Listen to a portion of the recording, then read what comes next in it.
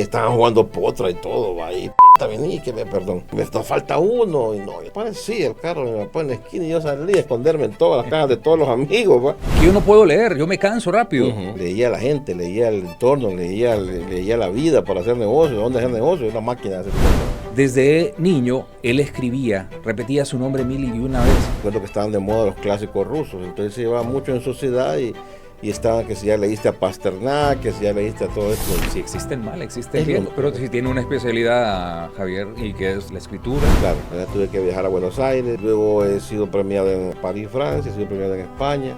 He ganado todos los premios que hay aquí de San Marcos de Cotepeque, Santa Rosa de Copán. Historias, usted viaja por el mundo, conoce las experiencias de todas estas personas que escriben. Ahí pasa de todo porque es mixto. Basado en la vida real, pero no todas las historias son reales. Cuando nos referíamos al director, que era un gringo obeso que le decíamos Porky, nosotros decíamos el sucio dicho. Había una prostituta. Pero hay palabras que son de Javier Vindel. Okay. El sucio dicho. A eso vamos. Correcto. Lo que pasa es que la inteligencia artificial compite con los que son light. Porque está en su esencia, en lo que es las experiencias que ha vivido. Todos somos buenos para algo. Por ejemplo, yo dibujar, nada. Yo un pichinguito de los que hago. Pero se me dio esto. Hay alguna persona por ahí que puede ser un buen futbolista, una buena cocinera, una buena para el baile, para la danza, un pintor, qué sé yo. Todos somos buenos para algo. ¿Cuándo fue la última vez que leíste un libro completo? O peor, ¿cuándo fue la última vez que pensaste que vos podrías escribir uno?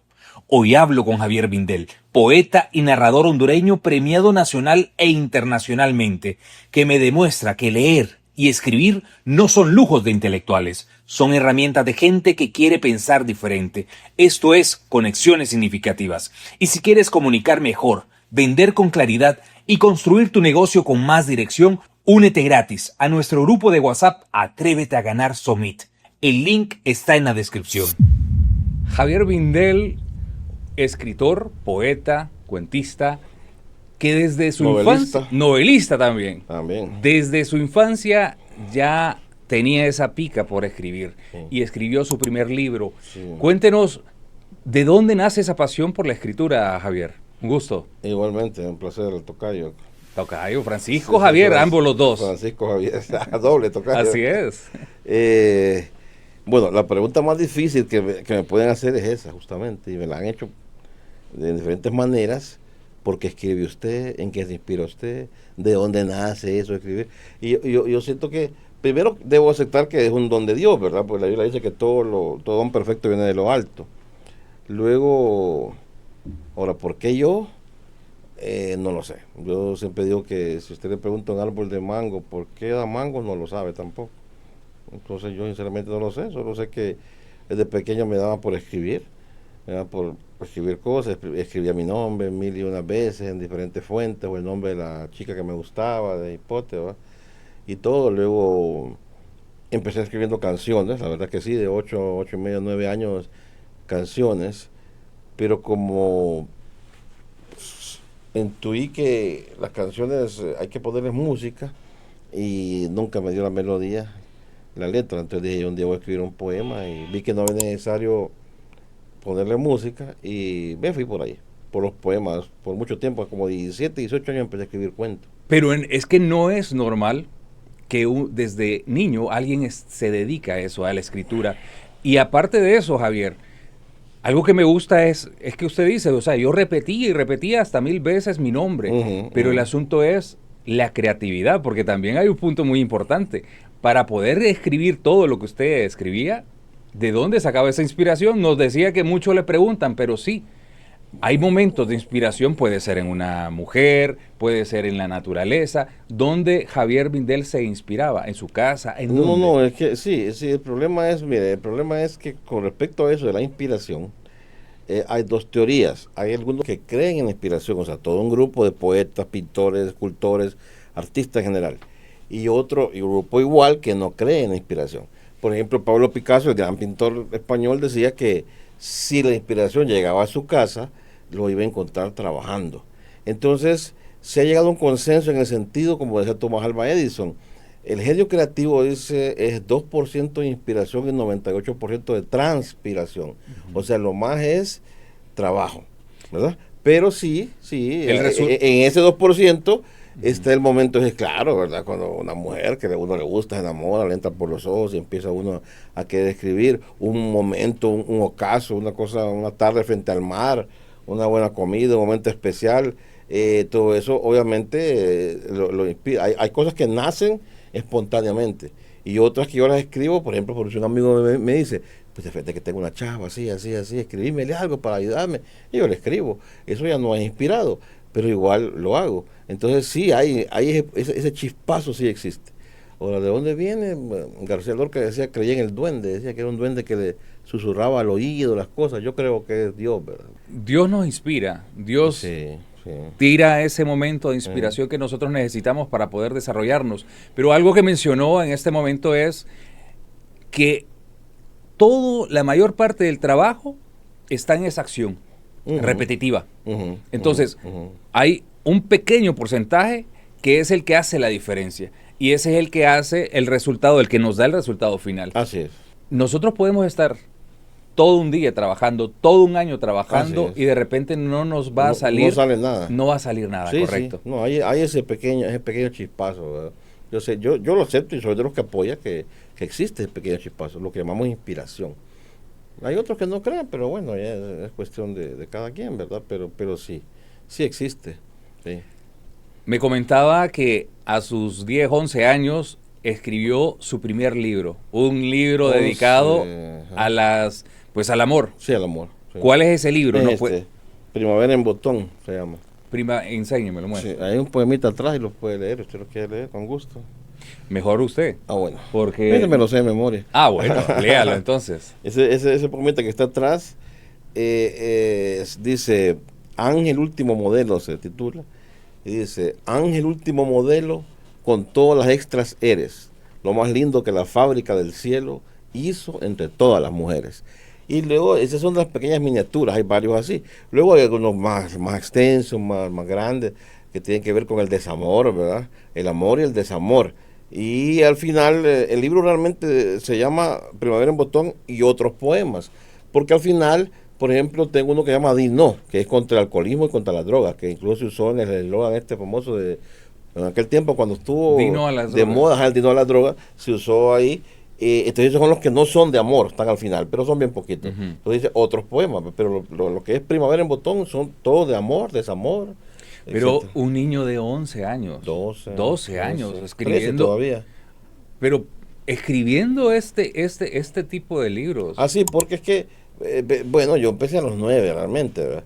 Y había leído mucho. Por ejemplo, ese poema es una competencia, era muy enamoradizo yo, pero ese poema es una competencia mía contra una miniatura muy famosa de Gustavo Adolfo Bécquer, el poeta español. Gustavo Adolfo Bécquer tiene una cosita bien linda que dice, ¿qué es poesía? Me preguntas mientras clavas tu pupila en mi pupila azul. ¿Qué es poesía? Y tú me lo preguntas, poesía eres tú. Entonces yo tratando de competir con eso, escribí ese que se llama Ángel último modelo. Y así, todas mis lecturas del romanticismo, en ese momento yo había leído mucho ya.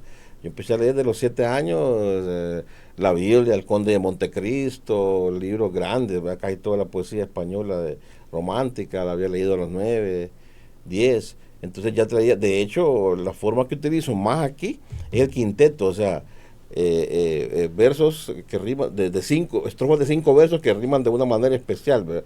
Y un poco el cuarteto. Nunca llegué al soneto, pero porque requiere un poquito más de trabajo, pero me acomodé con el quinteto, el cuarteto, y uno que otro poema libre que no rima, pero la mayoría riman.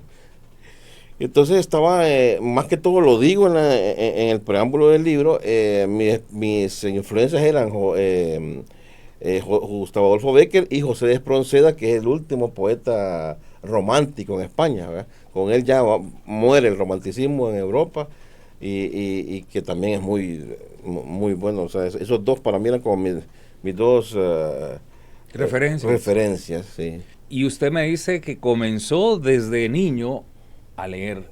Antes de escribir, claro, toda esa inspiración venía de todos estos libros. Claro. Y usted decía, yo puedo sacar algo mejor. Pero, ¿de dónde saca también esa pasión por leer, por la lectura? Tampoco lo sé. ¿No viene de sus padres? Pues la verdad que no, porque mi padre, bueno, tal vez de mi abuelo, pero mi padre era comerciante. Mi papá lo que sabía hacer era dinero. Él no leía ni el periódico. O sea, él no leía absolutamente nada. Leía a la gente, leía el entorno, leía la vida para hacer negocios, dónde hacer negocios, una máquina de hacer dinero. Una persona muy inteligente, una capacidad de trabajo enorme, pero no leía nada. En mi familia casi nadie. Mi tío Osman, que es doctor, ¿verdad? Él sí leía, me acuerdo que estaban de moda los clásicos rusos, entonces se llevaba mucho en sociedad y estaban que si ya leíste a Pasternak, que si ya leíste a todos estos clásicos rusos. ¿Había una pequeña influencia en usted de parte de su tío? Él comentaba conmigo, él descubrió esa y me motivaba así, es de los primeros de la familia.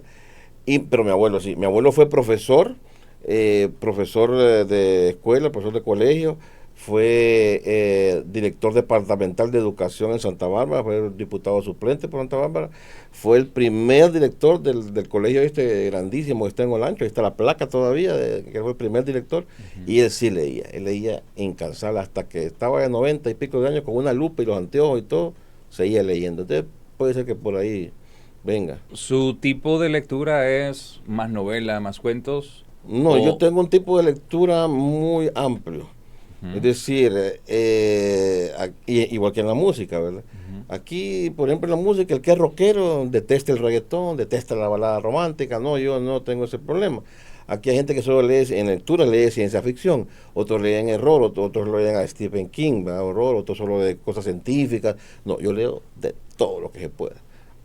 Todo, hasta a las instrucciones de una plancha, Okay. de brujería he leído. O sea, yo leo de todo lo que se pueda aprender, en pro o en contra.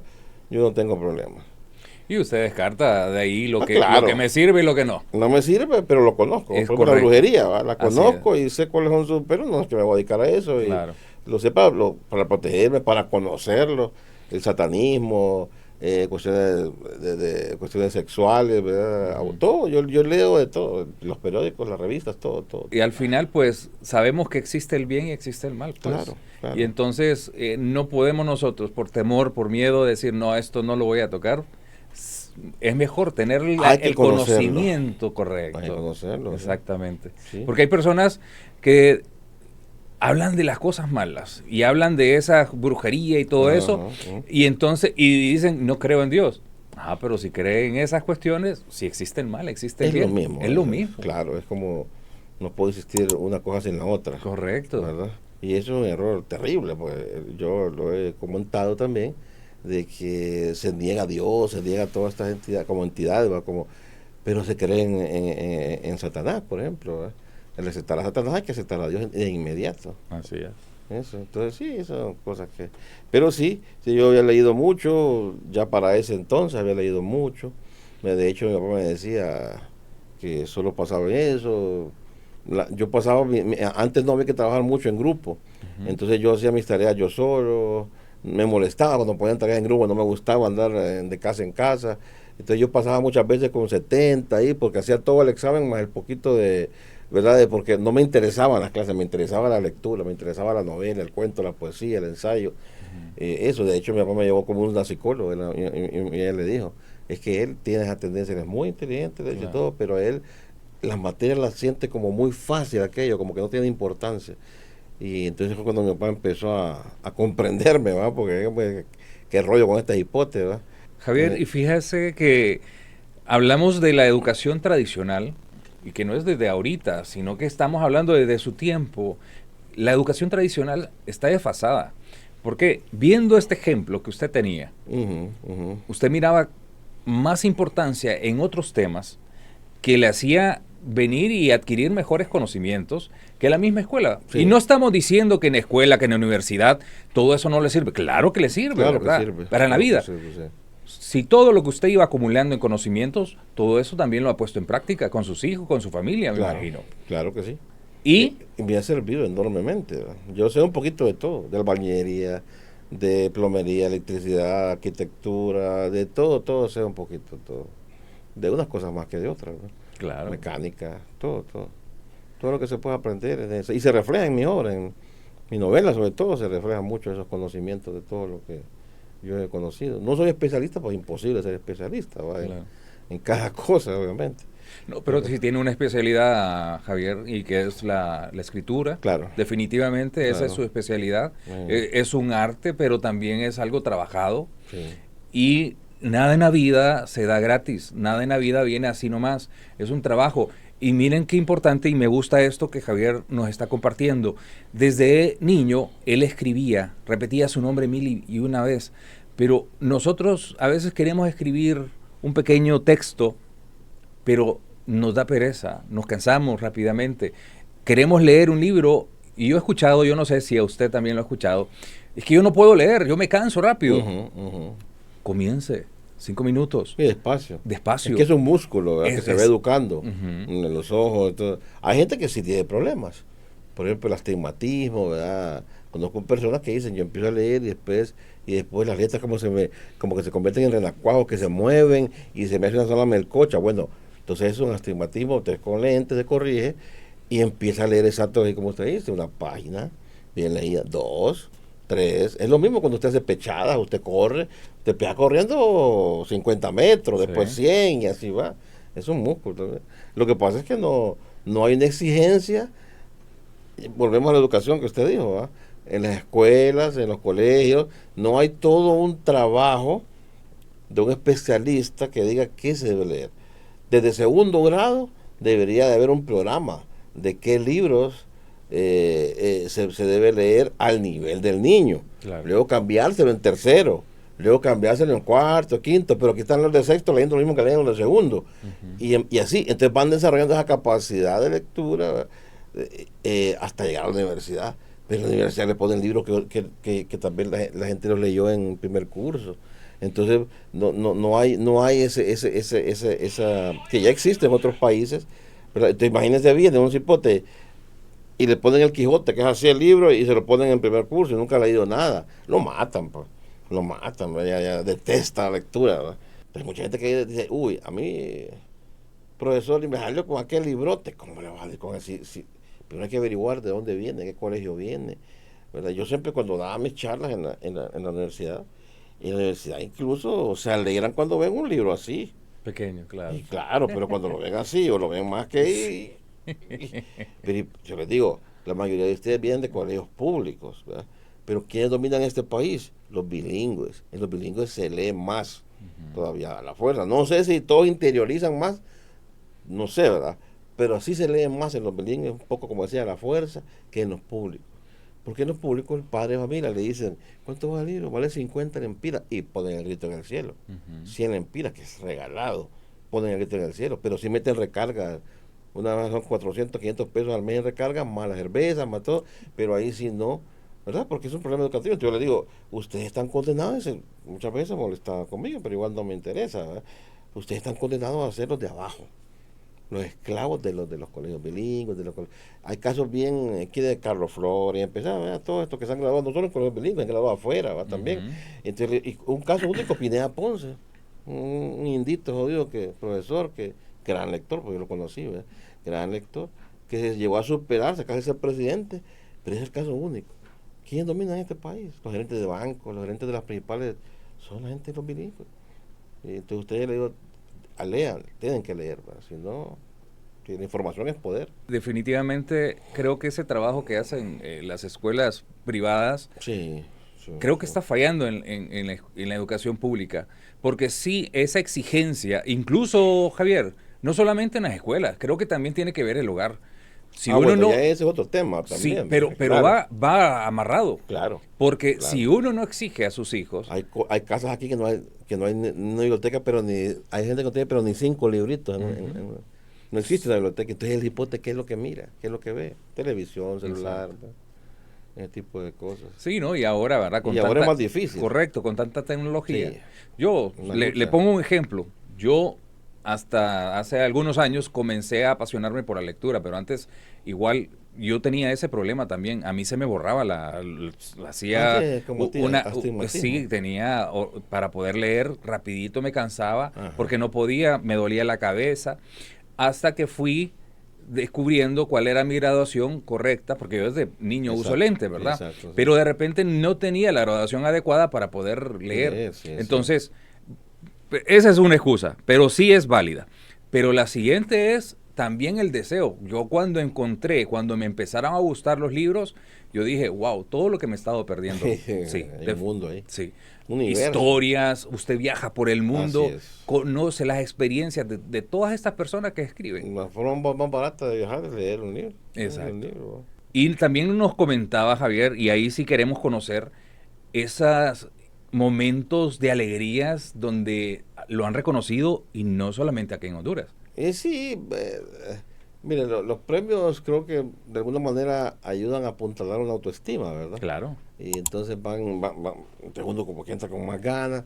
Y yo tuve la suerte, la bendición, no suerte, la bendición de Dios de que yo empecé ganando premios muy joven. Mi primer premio fue internacional, fue en Argentina a los 18 años. ¿Verdad? Tuve que viajar a Buenos Aires, en una fundación Gibré que tiene un premio en nombre de una gran poeta argentina. Luego he sido premiado en París, Francia, he sido premiado en España. He ganado todos los premios que hay aquí de San Marcos de Cotepeque, Santa Rosa de Copán, Atoma, Grupo Ideas.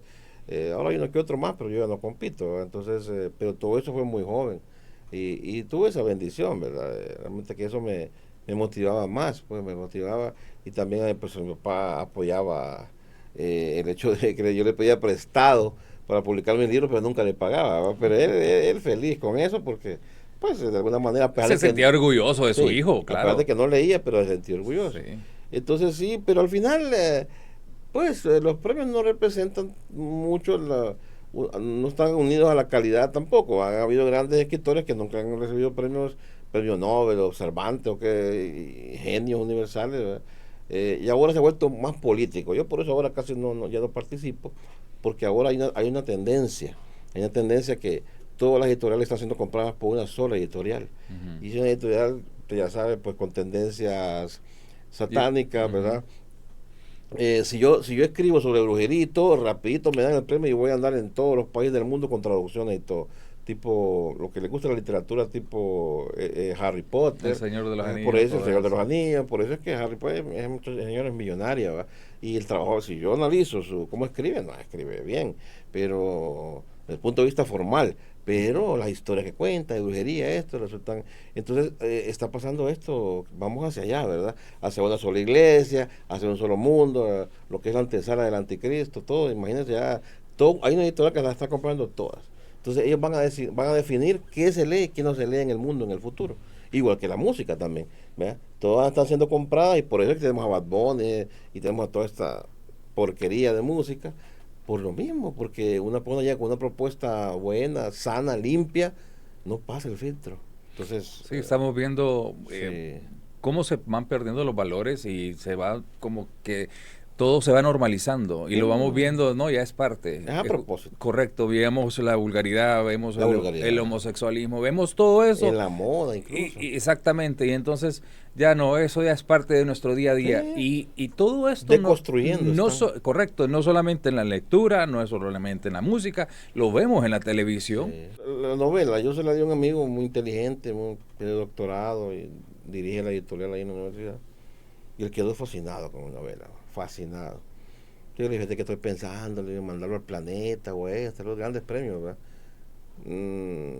Yo no te aconsejo mucho. Es que esta es una cuestión que está en contra del sistema, porque yo le tiro duro al sistema de la novela. Entre pliegues ahí van los punzazos, es experimental con el lenguaje. ¿Cuál novela? Mi novela se llama Aventuras de un zángano, es el trabajo ¿De qué trata? que voy a sacar ahorita.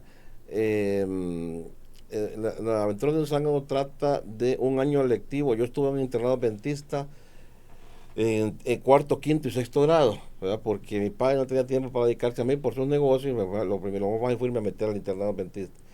Ahí conocí a Dios, ahí conocí la Biblia 3 veces, totalmente. Y entonces ahí pasa de todo, porque es mixto, ¿verdad? Es un internado mixto que pasa de todo. Entonces yo empecé a agarrar las memorias y sitúo al personaje en primer curso.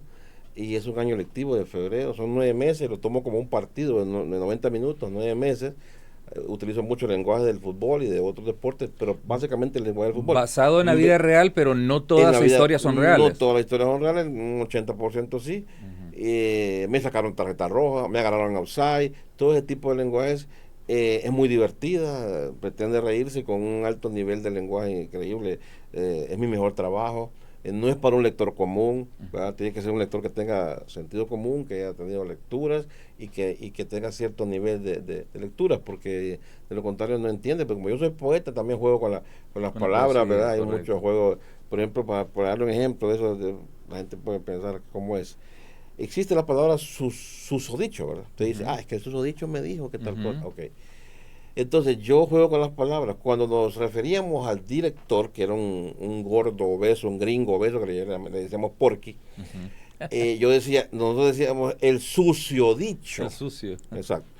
Cuando teníamos una profesora era Caracola de las Islas, que era una mujer hermosa, va, con caderas, o sea, hermosa la mujer. Decíamos, fíjate que la sexidicha no ha llegado, la sexidicha. Claro. Había una prostituta en el pueblo contiguo, porque Peña Blanca se llama el pueblo contiguo, y muchos de los de, no nosotros, pero los de bachillerato, los de quinto curso, cuarto curso, habían perdido, ¿verdad? La virginidad y todo entre sus brazos y sus piernas, y entonces le decían la sociadicha, ¿verdad? Por decir la susodicha, le decíamos la Sí. sociadicha. Entonces ese tipo de juego, ¿verdad? Palabras Va nuevas, creando su propio vocabulario. su propio vocabulario, palabras nuevas, exactamente, eso es, neologismo, propio vocabulario, que a la vez dice una cosa y dice otra. Exacto. Entonces todo eso es la complejidad de la novela. Son muchos juegos de palabras, y sobre todo se le tira duro a la FIFA, por ejemplo, le tiro duro, ¿verdad? Y a muchas otras instituciones. Entonces me dijo el amigo, no vas a ganar, no puedes ganar porque vos le tirás al sistema, y es cierto, ya ese tipo de cosas ya no van a dar ningún premio en esta nueva era de una sola editorial que estamos por llegar ahí. Pero no pierde nada también No, pues participando. yo la voy a publicar Pues por mi sí. cuenta. No, yo lo publico por mi cuenta. La va a publicar Por mi cuando cuenta, sí. sale. Todavía no tiene Espero fecha. que esté al final de este año. Ya está terminada. Espero que salga al final de este año, por lo menos, porque falta un proceso de diagramación y todo. Ujú, correcto. Entonces, ¿verdad? Contar portada, etcétera. Pero sí es mi mejor trabajo. ¿Siempre tiene un editor? ¿Siempre hay alguien que le edita o usted? Pues yo también soy editor en sí. Lo que pasa Pero en editar mí su mismo, propia, correcto. sí, no es correcto editar uno mismo sus cosas porque, por ejemplo, uno se las sabe de memoria. Claro. Entonces a veces uno Y se pasa por el sesga. error, Tiene un... pasa por el error y no encuentra el Sí, error, correcto. un acento, Claro. ¿verdad? Un punto que está ahí. Entonces, Es sí, sesgado yo el... busco otras personas que me ayudan y tengo un editor que me ayuda, ¿verdad? Que no me... A veces el editor también, el problema es que no entiende lo que uno está haciendo, sobre todo cuando es un trabajo experimental como el mío, Claro. no entiende, ¿verdad? Entonces yo tengo que, eso Hay déjamelo cosas que así, tienen que quedar. porque es así, Sí. ¿verdad? Estoy jugando con el lenguaje.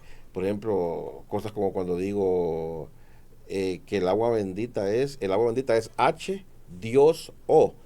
H, el Dios en chiquito y la Claro, O, ¿verdad? correcto. Entonces son cosas que son de creatividad pura, eso es explosión de creatividad de la novela, Claro. y entonces a veces el editor no entiende, ¿verdad? Cuando tiene razón en alguna cosita, yo digo sí, pero no se puede, es difícil editar una cosa cuando es explosión de creatividad, es bien difícil porque solo el autor mismo sabe por qué hizo eso. Y esto es lo interesante de estar platicando con un escritor de novelas, de cuentos, y toda esa experiencia que tiene, donde vamos viajando y vamos teniendo esas experiencias, donde nos va desarrollando la creatividad. Eso es lo importante de la lectura, porque no es lo mismo que estar viendo una película. A través de la lectura uno puede venir y empezar a imaginar aquello que nos está contando la persona. Y eso es lo que tenemos esta tarde con Javier Bindel.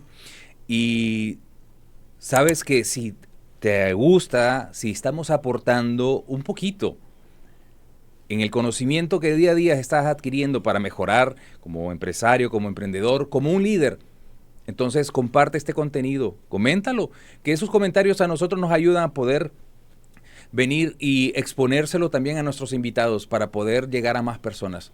Te agradecemos que semana a semana nos estás acompañando en este tipo de contenidos con diferentes temas, y hoy me ha encantado, me está encantando lo que estamos platicando con Javier Bindel, y quiero que nos platique, por ejemplo, esa experiencia de escritor para alguien que quiere comenzar con la escritura, para alguien que nunca lo ha hecho y que de repente dice, yo quiero contar mi historia.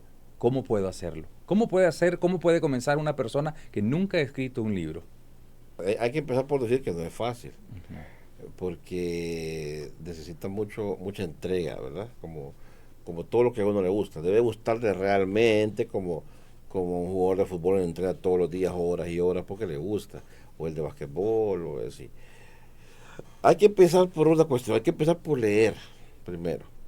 Hay que empezar por leer.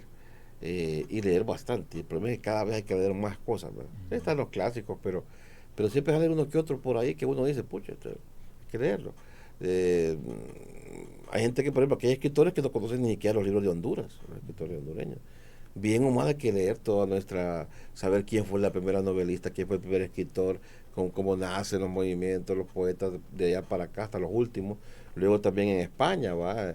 En nuestro idioma, en español, que es el idioma nuestro, saber que, por ejemplo, hay que leerse el Mío Cid, ¿verdad? Que esa es la obra fundamental del castellano. Antes estaban las archas mozárabes, que eran mezcla entre castellano y árabe, y ahí el castellano todavía no estaba definido, pero luego con el Mío Cid es el que le da, es el testamento, es el documento que le da, pare el castellano al Mío Cid, hay que leerlo. De ahí para acá todos los demás poetas que hasta llegar hasta el último que hay, y así con el italiano, el alemán, pero eso ya más adelantito, cuando uno quiere más especializarse, ¿va? Con el japonés, con el chino, hay que leer de todo.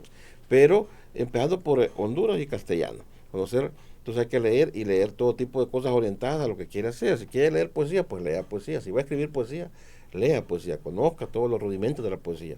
La poesía rimada, la rima, cómo se la rima, el verso libre, las figuras, la metáfora, todo hay que leer eso. Y por mientras, si le salen cosas, entonces vaya escribiéndolas, aunque estén malas, vaya guardándolas. Hay que ir guardando la poesía, como dice un amigo mío, hay que ir guardándola, para cuando tenga experiencia, cuando ya esté formado, ya la lectura, entonces empiece una labor de autocrítica, ¿verdad? Es decir, esto no sirve, esto podría servir, te voy a trabajar esto, de acuerdo a lo que leí allá, y también hay un riesgo en eso, ¿verdad? Porque, por ejemplo, hay gente que es bien influenciable, ya hay autores que son tan monstruos que terminan influenciando a la gente, ¿verdad? Entonces, yo, por ejemplo, encontré una receta bien interesante para evitar eso. Yo, por ejemplo, leía a un autor del siglo de oro, pongamos a Quevedo, que es un monstruo, ¿verdad? Y a la vez estaba leyendo un poeta chino o de la India. Entonces son dos culturas diferentes, dos tipos de poesía diferentes. Entonces uno me jalaba para su lado y el otro me jalaba para el de él y yo me quedaba al centro.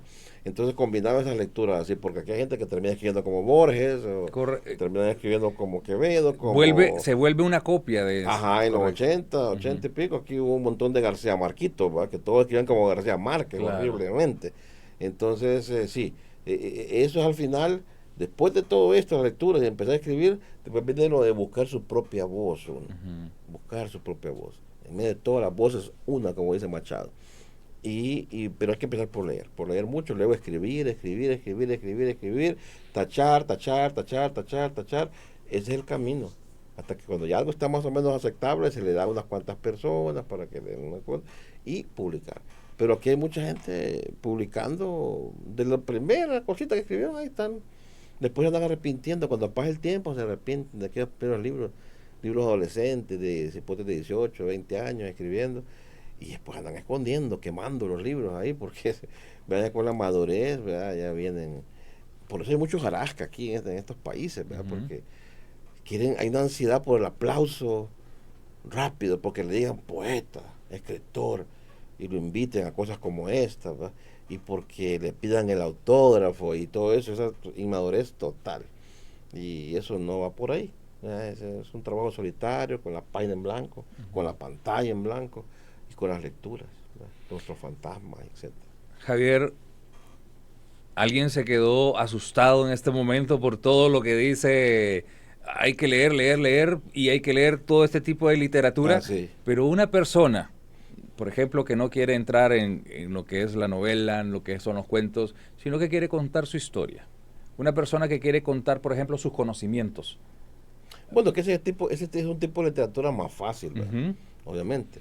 Ahí lo que tiene que leer entonces sí es bueno leer un poco, claro, siempre, de esa misma literatura de autoayuda, pero lo que tiene que conocer son las reglas gramaticales. Tiene que saber ortografía, tiene que conocer un poco los signos de puntuación, ¿verdad? ¿Cuál es la diferencia entre la coma y un punto y coma, entre un punto y seguido y un punto y aparte? Volver a la escuela. Aprender a redactar. A redactar, Correcto. eso es básicamente redactar. Exacto. Para escribir en claro sus ideas y entonces contar su historia, como usted dice. Digamos que entraríamos en una especie de literatura testimonial en los concursos que yo he visto, por ejemplo, Casa de las Américas, que es uno de los más conocidos. La literatura testimonial no, o sea, de entrada la crítica no revisa puntuación, palabras mal escritas, no. Lo que le interesa es que la historia que está contado sea interesante, sea genuina. Impacte, que enganche. Ajá, exacto. Luego le corrigen una que otra cosita y le publican el libro. La literatura testimonial es así. Hay gente casi analfabeta que escribe, pero que ha pasado unas cosas que no cualquiera, un náufrago en el mar, que estuvo allá en la guerra de Ucrania, o vio tantas cosas, qué sé yo. Entonces escribe y se llama literatura testimonial. No tiene que ser un escritor en el sentido de manejar todas las herramientas de un escritor, ¿verdad? ¿Hay alguna estructura para escribir? Bueno, sí hay estructuras, pero Son diferentes dependiendo el... sí, porque se puede, por ejemplo, se puede empezar, está la estructura lineal, ¿verdad? Que es, ¿cómo se llama? Principio, nudo, desenlace, ¿verdad? Pero hay hay escritores que empiezan por el final y terminan por el principio, otros que se van por diferentes caminos en el tiempo, avanzan, bajan al tiempo, al pasado y enredan más al lector. Hay diferentes técnicas narrativas, ¿verdad? La más sencilla es exposición, nudo y desenlace, es la más sencilla. La lineal. La lineal. Hay que empezar por ahí, dominar bien esa para después meterse en camisa de 11 varas con las otras, ¿verdad? Entonces, eso, pero sí, en este caso sería, digamos, una persona que quiere género es como literatura testimonial. O sea que para todo aquel que tenga el deseo de escribir algo, la primera recomendación es la lectura. Sí, la lectura. Definitivamente.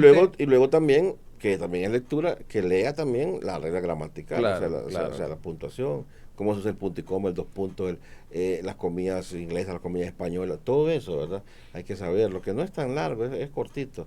Y la acentuación, ¿verdad? Que son como 5 o 6 reglas de la acentuación.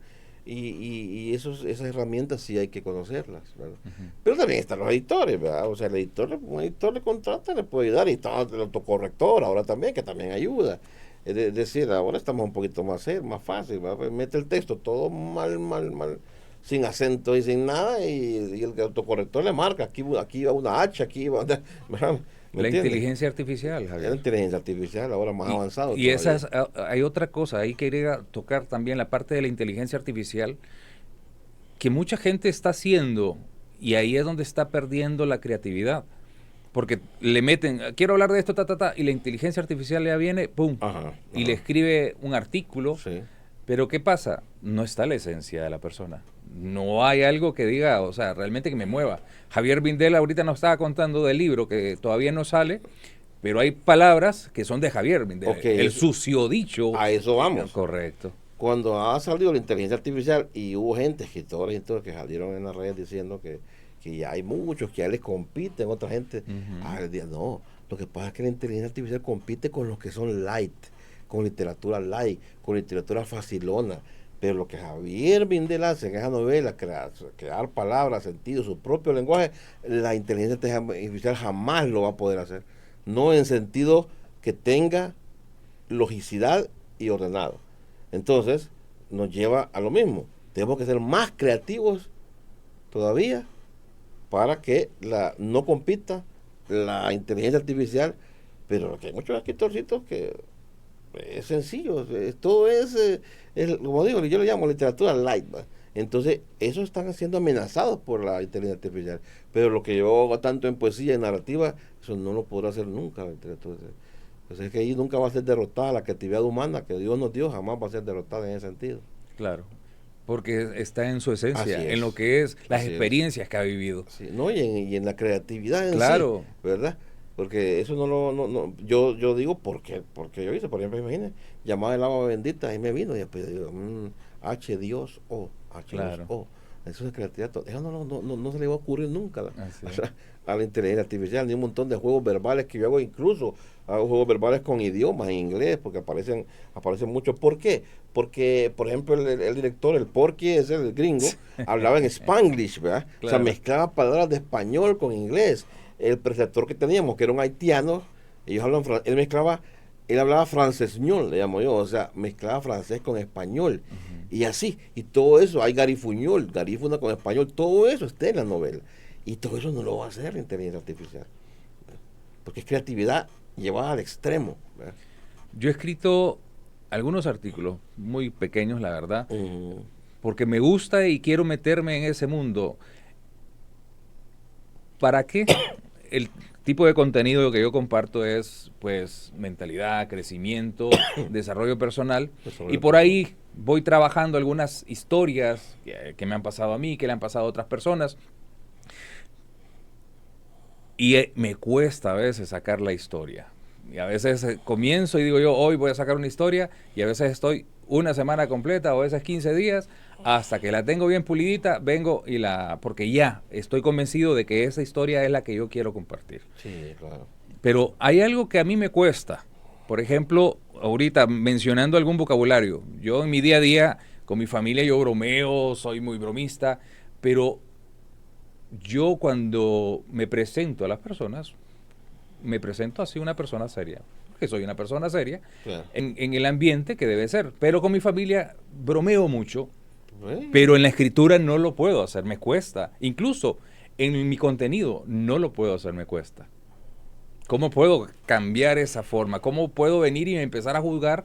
Porque hay algo en la mente también, que digo yo, ajá, lo que pasa es que son diferentes. Es que ahí estamos hablando ya del estilo, ajá, ¿verdad? correcto. El estilo.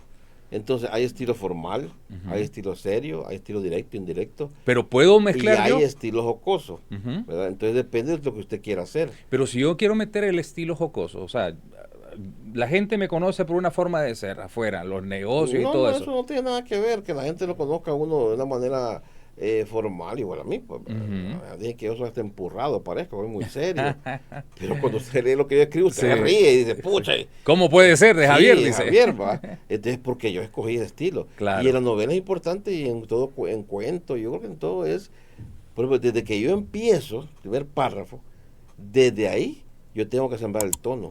Ujú. Eso es importante para una persona que escribe cuento o novela.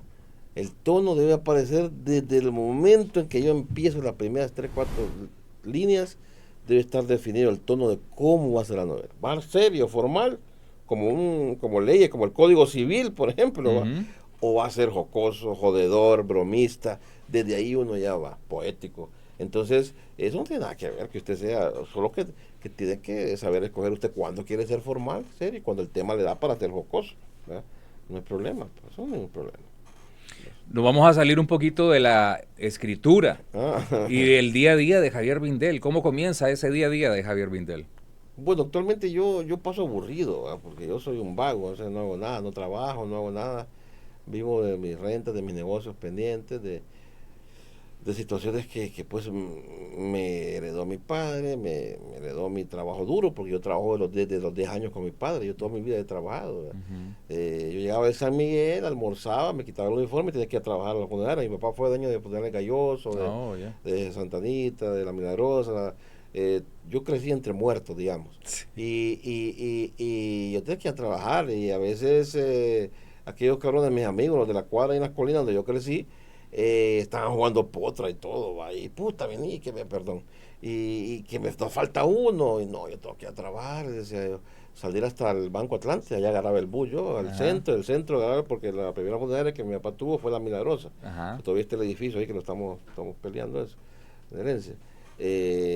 Ahí por San Felipe, ¿va? Entonces hasta ahí tenía que irme en bullo. Llega tarde, pues no, porque ya me iba con él, porque él siempre cenaba donde mi abuela, entonces ella me iba con él. Pero, y a veces yo sucumbía a la tentación, el río, ¿va? Entonces me quedaba jugando. A las 2 horas allá aparecía el carro de mi papá en la esquina y yo salía a esconderme en todas las casas de todos los amigos, ¿va? Entonces, ¿por qué? Bueno, pero ahora yo hago el balance y digo, bueno, eso me permitió tener mi propio dinero, me permitió aprender muchas cosas, Ujú. saber que las cosas cuestan, alejarme de vicios. Hoy la mayoría de mis amigos de mi edad, de todos esos, algunos se graduaron, otros no, pero algunos están pelones, panzón, yo también estoy panzón, ¿verdad? Pero están fracasados, divorciados, sin trabajo, mal económicamente. Yo, gracias a Dios, por la bendición de Dios, estoy bien, porque tuve un padre que me enseñó a producir, a cómo hacer dinero. El gran miedo de él cuando yo escribía es precisamente Claro. eso, que todos los artistas que todavía tienen fama de bolos, de alcohólicos, de drogadictos, de que no estudian, de eso obligados, ¿verdad? Y él siempre tuvo ese problemita con la escritura, pero gracias a Dios, yo me gradué, por ejemplo, de comercio, como de 18 años del Instituto San Francisco, y desde antes de graduarme ya llevaba la contabilidad de la empresa, solo que le pedí a un amigo que me pusiera el sello y todo. Y 18, 20 años yo manejaba cerca de 40, 50 personas, empleados de todas las empresas de mi padre, entre gente de 40, 60 años, de todo tipo. Y bueno, entonces eso, por ejemplo, tuve sacrificios, obviamente. Por ejemplo, Semana Santa. Semana Santa en aquel tiempo no habían estas campañas que hay hoy, que se desplazan militares, policías, bomberos y etcétera. No, era cuando más muertos había en Semana Santa. Y era como, digamos, nosotros más vendíamos, para que se oiga mal, pero bueno. Y entonces yo no podía, mis amigos, pucha, yo tenía carro desde los 15 años. Y pucha, que vos tenés la máquina, que vamos para tela, que no, Eran las fechas que más trabajaban. era la fecha que más trabajaba. Yo no podía dejar a mi padre ahí Sí. tirado, porque se le daba permiso a la mitad del personal, 3, 4 días y la otra mitad. Entonces yo tenía que quedarme coordinando todo eso, porque era cuando más se vendía. Entonces yo no podía salir en Navidad. Yo salía a las 11 casi, yo salía casi, llegaba a 11:30 patinando a cambiarme. Uy, en Navidad también, lo En mismo. Navidad Sí, era que son terrible. fechas. Sí. Sí, fechas. Disparos y todas y esas aparte me cosas. tocaba otras cosas, que me tocaba, por ejemplo, teníamos 5 productores de que nos hacían los ataúdes. Entonces mi papá les mandaba a todos ellos un pastel, una pierna de cerdo, uvas, manzanas, a cada uno. Y el cargado de entregarles era yo. Y vivían, qué bonito, que hubieran pegado todo, porque Sí. vivían en puntos distantes entonces yo eran 8, empezaba 9, 10 de la noche, ahí andaba como motorista, entregando las cosas, ya llegaba ya a las 11, 12. La ventaja que antes no había También. tanto tráfico como Había ahora. menos, Sí. había menos, sí. Entonces, pasé todo eso, ¿verdad? Que aquellos esperándome ahí para que... Y aquellos ellos de temprano estaban ahí felices, ya estrenando y toda la cosa. A mí me tocaba duro, a veces pasaban las 12 a veces y todavía no había llegado a la casa. Y eso estoy hablando de 17, 16, 18 años todavía. Y el ambiente De hecho, de perdón, escritores. de hecho hay una anécdota, Ajá. ¿va? Hay un amigo, el doctor Alvarado, una persona graduada en la Sorbona, en la París, que uno de los mejores críticos que han habido de literatura, que ya Ujú. murió, me hacía la broma, me decía, es que Javier, dicen que Javier es el único que se alegra, dice, cuando el día está muerto. Me acaba la broma ahí, Sí. ¿va?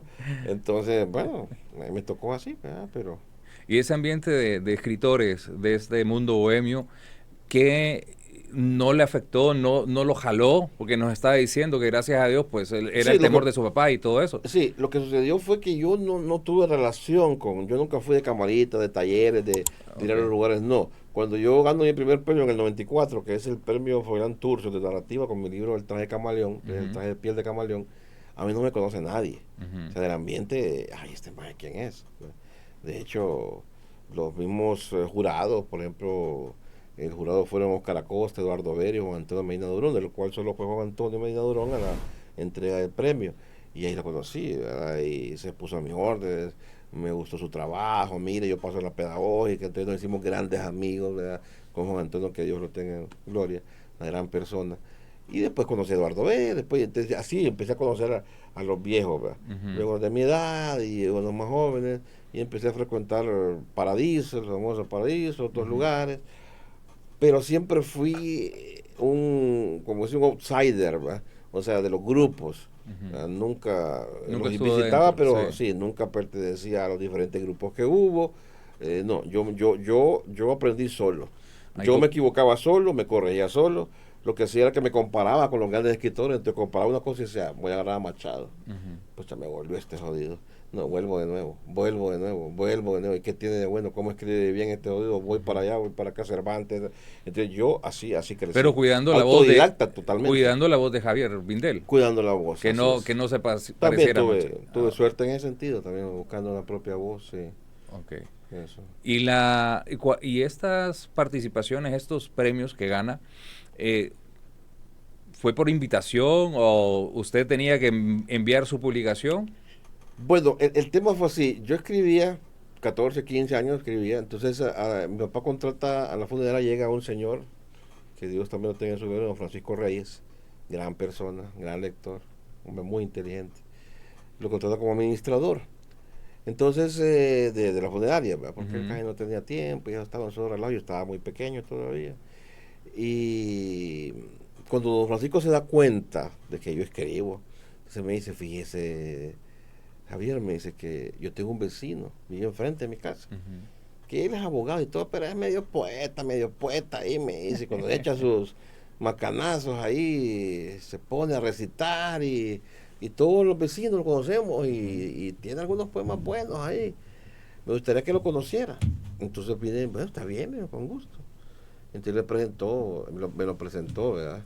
Él se llama, bueno, ahorita no recuerdo bien el nombre, era apellido Arita al final. Era un indito así, chiquitito, de allá de Sinúa, Cotepeque, una aldea de Cotepeque.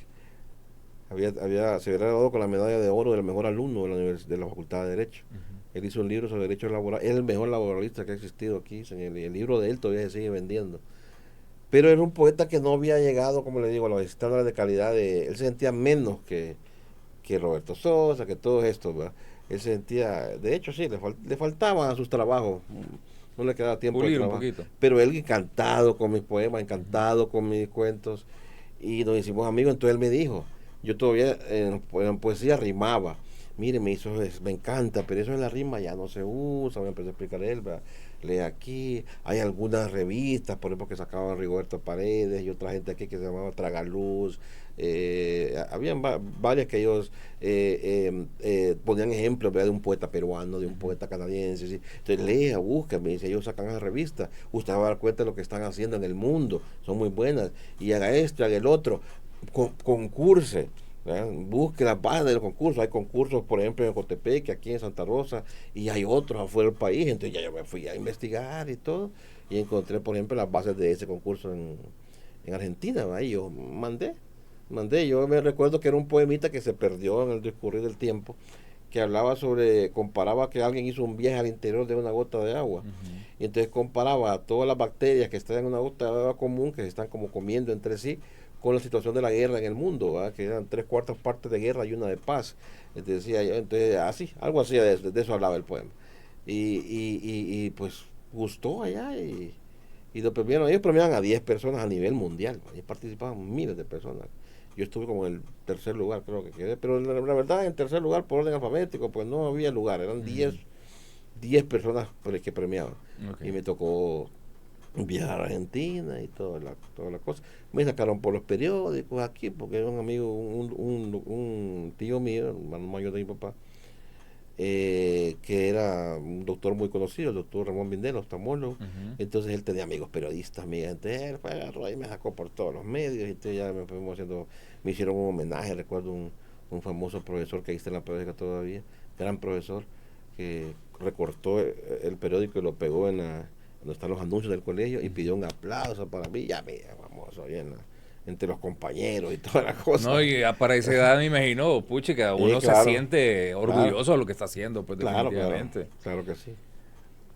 Javier, qué interesante escuchar la vida, de verdad, de ese día a día de Javier Vindel. Bueno, desde dónde comienza, pero actualmente nos dice, vive de los negocios, sí, lo que de pasa todas es que, esas, de la renta sí, y todo eso. sigo escribiendo. Okay. Ahorita me tenía amarrado la novela, pero la terminé. Ajá. Voy a agarrar, tengo un libro de poesía erótica que ya es poesía prohibida para menores de edad, ¿verdad? Okay. Yo no la puedo leer. Triángulo de tus Bermudas, usted no la puede leer. Triángulo de tus Bermudas, ¿verdad? También es una propuesta nueva. Y tengo un libro que se llama El Chat de Dios o algo así, que es donde yo ya confieso mis pecados, y es poesía mística, es poesía para Dios, pero también muy moderna. Es decir, hoy no tuve wifi con vos, digo, en una oración, ¿verdad? Entonces, se escucha interesante. Sí, es como San Juan de la Cruz, pero de una manera totalmente moderna. Ahí, si son los pecados de Javier Vindel, no hay nada ahí contra la mujer. No, yo no tengo nada contra la mujer jamás. No, estoy hablando no le hizo nada a su esposa ahí. No, en Triángulo de tus Bermudas hay bastantes poemas a mi esposa. Okay. Bastantes poemas a mi esposa, porque es dual, o sea, está escrito en dos partes, una que se llama Amor se va a llamar amor al cuadrado y el otro sexo al cuadrado. Es decir, tentativamente, ¿va? Hay poemas muy amorosos, siempre modernos, que hablan básicamente de amor, y lo otro que habla de la parte sexual, que es muy fuerte. Yo esa poesía la he llamado poesía erográfica, porque es una mezcla entre erotismo y pornografía. El erotismo todavía es muy tímido. El erotismo todavía vive hace como 3000 años y la gente no ha aprendido que el erotismo enmascara, ¿verdad? En las archas mozárabes, por ejemplo, los poemas eróticos eran que decían que el pájaro venía a tomar a la fuente. El pájaro obviamente es el pene, la fuente la vuelve la mujer. Entonces, todavía hoy siguen con eso, ¿no? Yo rompí con eso. Yo rompí en el sentido que no es vulgaridad. Hay un trabajo de lenguaje hermoso, hay belleza y respeto por la mujer, pero más fuerte, lindando con la pornografía. ¿Y dónde encontramos pues todos estos Pues escritos? ahorita no estamos en ningún lado, la verdad, porque es que yo me desencanté de las librerías, ¿verdad? Aquí el amigo Renier me pasa ahí diciendo que vamos llevando, hemos dejado en San Pedro, ¿no? Pero yo medio tiempo me desencanté de las librerías. Hay anécdotas interesantes, ¿verdad? Como una vez que dejé 12 libros en Guaymura, dejé 3, 4 meses, perdón por la publicidad. Y cuando voy, no encuentro ni un libro, entonces digo, pues se vendieron todos. Digo, Se perdió. yo voy a preguntar ahí.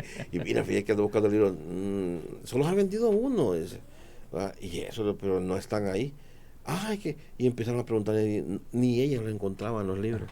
Entonces, ¿cómo se van a vender si no están ahí? Sí. Y le cobran el 30% a uno. Entonces, yo estoy desencantado realmente de la librería. Y ahorita no están en una librería, pero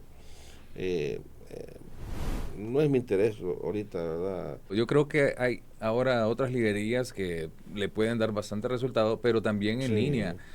Su mensaje, incluso en Amazon. En Amazon es un lugar donde usted, yo no sé si tiene redes sociales, Sí, tengo Facebook. pero no es activo como... No tan activo. Ok, entonces yo creo que este mensaje, yo se lo voy a decir, con lo que me ha contado ahorita, yo me quedo con las ganas, con el deseo de venir y leer alguno de sus libros.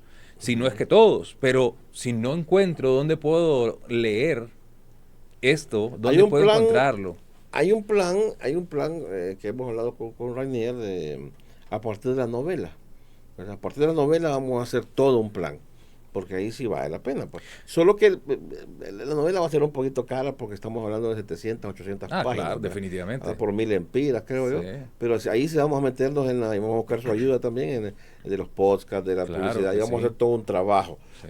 Ahí sí. Y en medio de eso, pues quedamos y vamos a meter los otros libros. Sí, yo tengo un plan de eso, ¿verdad? De organizarme en ese sentido. Claro Y aquí sí. nomás le digo, en Amazon incluso puede ser la parte, ¿cómo se llama?